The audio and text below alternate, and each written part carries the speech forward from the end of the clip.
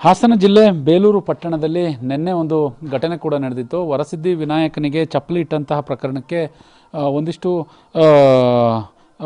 ಆರೋಪ ಪ್ರತ್ಯಾರೋಪಗಳು ಕೂಡ ಕೇಳಿ ಬಂದಿತ್ತು. ಅಂದರೆ ಆ ಮಹಿಳೆಯ ಬಗ್ಗೆ, ಆ ಮಹಿಳೆಯ ಹಿನ್ನೆಲೆ ಏನು, ಆ ಮಹಿಳೆ ಏನಾಗಿದ್ರು, ನಿನ್ನೆ ಒಂದು ರೀತಿ ಪೊಲೀಸ್ನವರು ಕೂಡ ಹೇಳಿದರು. ಅದ್ರ ಜೊತೆಗೆ BJPಯವರು ಅದನ್ನು ಆರೋಪವನ್ನು ತಳ್ಳಿ ಹಾಕಿದರು. ಇವತ್ತು ಬೇಲೂರು ಬಂದ್ಗೆ ಕರೆ ಕೊಟ್ಟಿದ್ದಾರೆ.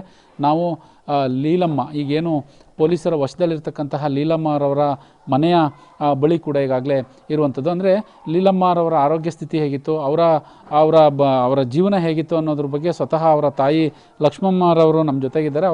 ಅವ್ರನ್ನ ಮಾತನಾಡ್ಸೋಣ. ಅಮ್ಮ ನಮಸ್ತೆ. ಈಗ ನಿನ್ನೆ ಒಂದು ಆರೋಪ ಕೇಳಿ ಬಂದಿದೆ ನಿಮ್ಮ ಮಗಳ ಮೇಲೆ, ಏನು ಗಣೇಶನ ವಿಗ್ರಹಕ್ಕೆ ಚಪ್ಪಲಿ ಇಟ್ಟಿರುವಂಥದ್ದು. ಹೇಗೆ, ಅವರ ಹಿನ್ನೆಲೆ ಏನಿತ್ತು, ಹೇಗೆ ನೋಡ್ಕೊಳ್ತಾ ಇದ್ರಿ, ಏನೋ ಹೇಳಿ. ಅವಾಗೆಲ್ಲ ಚೆನ್ನಾಗಿದ್ಲು ಸಹ. ನಮ್ಮ ಯಜಮಾನ್ರು ಸತ್ತ ಮೇಲೆ ತುಂಬ ತಲೆ ಕೆಡ್ಸ್ಕೊಂಡ್ಬಿಟ್ಲು. ಅವನಿಗೂ ಕಾಲು ಮುರ್ಕೊಂಡ್ಬಿಡ್ತು. ಇವನಿಗೂ ಕೆಲಸ ಇಲ್ದಲೆ ಇವನು ಸ್ವಲ್ಪ ಇದಾಗ್ಬಿಟ್ಟ.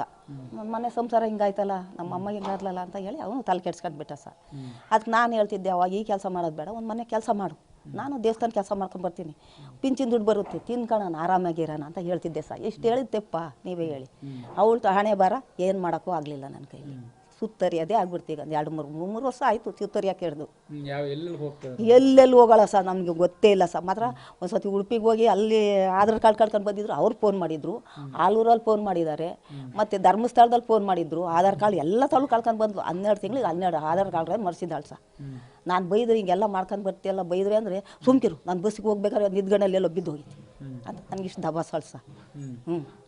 ನಿನ್ನೆ ನಿಮಗೆ ಬೇಲೂರಿಗೆ ಹೋಗ್ಬೇಕಾದ್ರೆ ನಿಮ್ಗೆ ಏನು ಮನೆಗೆ ಹೇಳ್ಬಿಟ್ಟು ಹೋಗಿದ್ರೆ, ಹೇಗೆ ಹೇಳ್ದಾನೆ ಹೋಗಿದ್ರು? ಹೇಳ್ಬಿಟ್ಟು ಹೋದ್ಲು ನಾನು ಹೋಗ್ತೀನಿ ಅಂತ. ನಾನು ಹಿಂಗೆಲ್ಲ ಮಾಡ್ತಾಳೆ ಅಂತ ಮನ್ಸಿಗೆ ಬೇಜಾರು ಮಾಡ್ಕೊಂಡು ಮಾತಾಡಲಿಲ್ಲ ಸರ್. ಆಕೆ ನಾನು ಹೂ ಮಾರ್ಕೊಂಡು ಬರ್ತೀನಿ ಅಂತ ಹೋದ್ಲು. ಎಲೆ ತಗೊಂಡು ಎಲೆ ಮಾರ್ಕೊಂಡು ಬಂದಿದ್ದೀನಿ ಅಂತ ಬಂದ್ಲು. ಸ್ನಾನ ಮಾಡ್ಕೊಂಡ್ಲು, 3 ಗಂಟೆಲಿ ಬಂದ್ಲು, ಸ್ನಾನ ಮಾಡಿದ್ಲು ಸರ್. ಊಟನೂ ಮಾಡಿಲ್ಲ, ಅನ್ನ ಮಾಡ್ಕೊಂಡು ಕಕ್ಕಿ ಇಟ್ಲು. ಇಟ್ಕೊಳ್ಳವ ಅಂತಂದೆ ಸುಮ್ಕಾದೆ ಸರ್. ನಾನು ಕೆಲಸದಿಂದ ಬಂದಳು, ನಾನು ಮಾಡ್ಕೊಂಡು ತಿಂದಿದ್ದೆ, ನಾವು ಹುಡುಗ ಕೊಟ್ಟೆ ಮಾಡ್ಕೊಂಡಿದ್ದೆ ಸರ್. ನಾನು ಅಷ್ಟು ಬಿಟ್ಟರೆ ಇನ್ನೇನೂ ಇಲ್ಲ ಸರ್.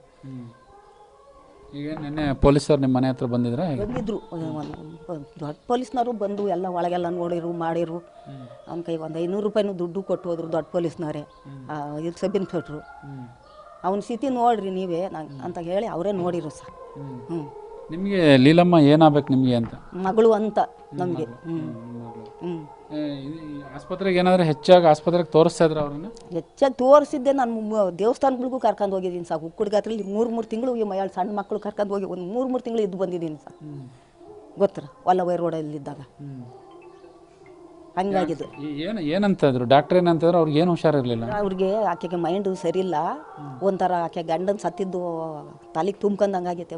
ಬೆಂಕಿ ಸುರ್ಕೊಂಡಿದ್ನಲ್ಲ ಸರ್, ಬೆಂಕಿ ಕಡ್ಡಿ ಕಚ್ಚಿದ್ನಲ್ಲ, ಅದು ನೋಡಿ ಶಾಕ್ ಆಗೈತೆ ಅಂತ ಹೇಳಿ ಮಾತ್ರೆ ಈ ಔಷಧಿ ಎಲ್ಲ ಕೊಟ್ಟರು. ಇನ್ನೊಂದು 20 ದಿವಸದೊತ್ತಿಗೆ ಆ ಮಾತ್ರೆ ಊಟದೆಲ್ಲಾರ ಹಾಕಿ, ಇಲ್ಲ ನೀರೆಲ್ಲಾರ ಹಾಕಿ, ಇಲ್ಲ ಸಾಂಬಾರೆಲ್ಲಾರ ಹಾಕ್ರಿ ಅಂತ ಹೇಳಿದರು.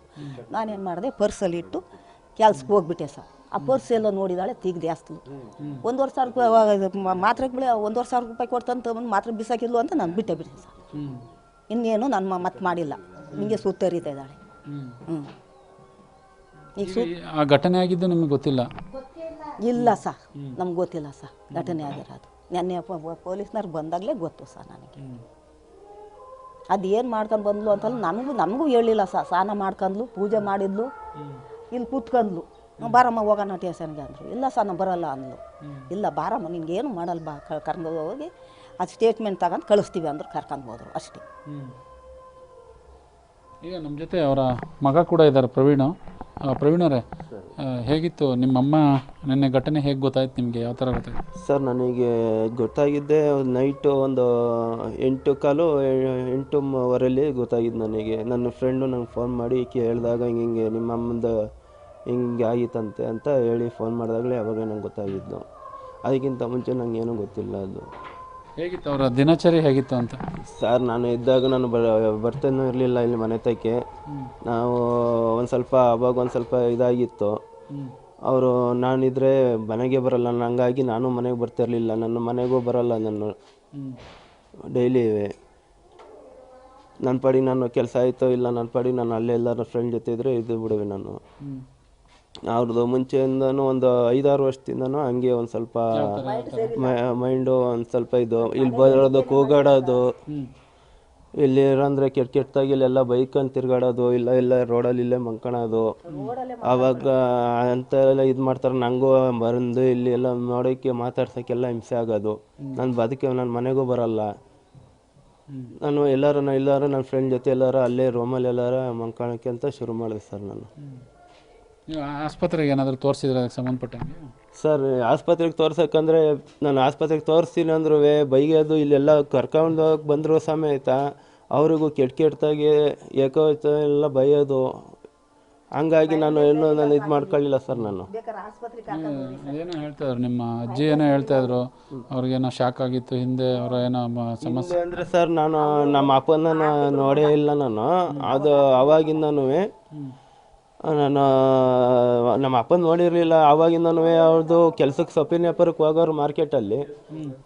ಅಲ್ಲಿಂದ ಅದಾದಮೇಲೆ ಒಂದು ಚೆನ್ನಾಗಿದ್ರು ಹೊಲಬರಡಿಂದ. ಅದಾದಮೇಲೆ ಇಲ್ಲಿಗೆ ಬಂದ್ವಿ ನಾವು. ಇಲ್ಲಿ ಮನೆ ಕಟ್ಕೊಂಡಿದ್ವಿ.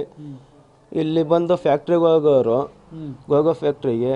ಅದಾದಮೇಲೆ ಅಲ್ಲಿಂದ ಒಂದು ಸ್ವಲ್ಪ ಮೈಂಡ್ ಅವ್ರಿಗೆ ಅಪ್ಸೆಟ್ ಆಯಿತು. ಆಸ್ಪತ್ರೆಗೆ ತೋರಿಸಿದಂದರೆ ನಮ್ಮ ಎಲ್ಲ ಸ್ಲಿಪ್ಪೆಲ್ಲ ತಗೊಂಡು ಹೋಗಿ ಮಾತ್ರೆಗೆ ಈ ಥರದ್ದೆಲ್ಲ ತೇರಿಸಿದ್ರು. ಡೈಲಿ ಮಾತ್ರೆ ನುಂಗ್ತಾ ಇರಲಿಲ್ಲ, ಎಂಥದೂ ಇಲ್ಲ. ಇದಿಷ್ಟು ಲೀಲಮ್ಮರವರ ತಾಯಿ ಅಂದರೆ ಲಕ್ಷ್ಮಮ್ಮ ಏನಿದ್ದಾರೆ, ಲಕ್ಷ್ಮಮ್ಮ ಮತ್ತು ಪ್ರವೀಣ್ ಅವರ ಲೀಲಮ್ಮರವರ ಮಗ, ಒಂದು ಕಡೆ ಲೀಲಮ್ಮರವರ ತಾಯಿ ಲಕ್ಷ್ಮಮ್ಮ ಹೇಳುವಂಥ ಮಾತು. ಅಂದರೆ ಒಂದು 5-6 ವರ್ಷಗಳಿಂದಲೂ ಕೂಡ ಅವರ ಆರೋಗ್ಯ ಸ್ಥಿತಿ ಸರಿ ಇರಲಿಲ್ಲ ಅನ್ನುವ ಮಾಹಿತಿಯನ್ನು TV5 ಜೊತೆ ಹಂಚಿಕೊಂಡಿರುವಂಥದ್ದು. ಕ್ಯಾಮ್ರಾ ಪರ್ಸನ್ ಕಿಶೋರ್ ಜೊತೆ ಪ್ರಕಾಶ್, TV5 ಹಾಸನ.